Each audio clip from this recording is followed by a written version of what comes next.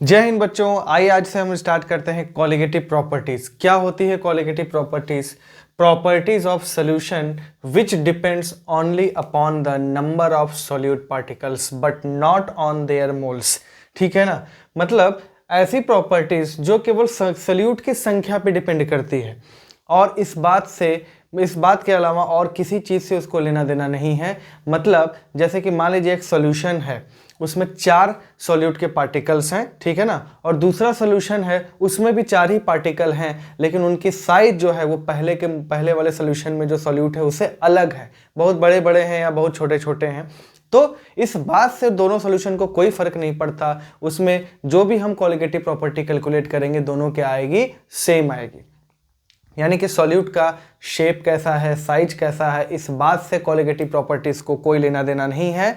It depends only upon the number of solute particles. अगर इसमें भी 4 हैं उसमें भी 4 हैं तो दोनों में कोलिगेटिव प्रॉपर्टीज की वैल्यू क्या आएगी, सेम आएगी। ठीक, तो कितने कोलिगेटिव प्रॉपर्टीज हैं? 4 कोलिगेटिव प्रॉपर्टीज हैं। सबसे पहला है रिलेटिव लोअरिंग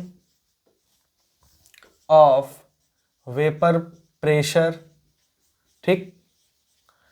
दूसरा है एलिवेशन ऑफ बॉइलिंग पॉइंट। तीसरा है डिप्रेशन ऑफ फ्रीजिंग पॉइंट और चौथा है ऑस्मोटिक प्रेशर। ठीक, ध्यान देना, ऑस्मोसिस जो है वो कोलिगेटिव प्रॉपर्टी नहीं है, ठीक है ना, ऑस्मोटिक प्रेशर है। और उसी तरह lowering of vapour pressure colligative property नहीं है, relative lowering of vapour pressure क्या है, कोलिगेटिव प्रॉपर्टी है। तो अब ये रिलेटिव का मतलब क्या है, तो ये सब डिटेल में जब हम एक एक करके देखेंगे तो हमें समझ में आ जाएगा। फिलहाल आप 1 नंबर में ये सवाल अगर आएगा तो आप ये लिख देंगे, क्लियर है, ठीक है ना। और कोई भी चीज़ अगर जैसे कभी पूछ दिया कि ऑस्मोटिक प्रेशर कोलिगेटिव प्रॉपर्टी क्यों है या elevation of boiling point colligative property क्यों कहते हैं हम, तो हम यही लिखेंगे कि because it depends only upon number of moles of solute या number of solute particles. Clear है, तो इसको नोट कर लीजिए। मिलते हैं अगले क्लास में, तब तक के लिए जय हिंद।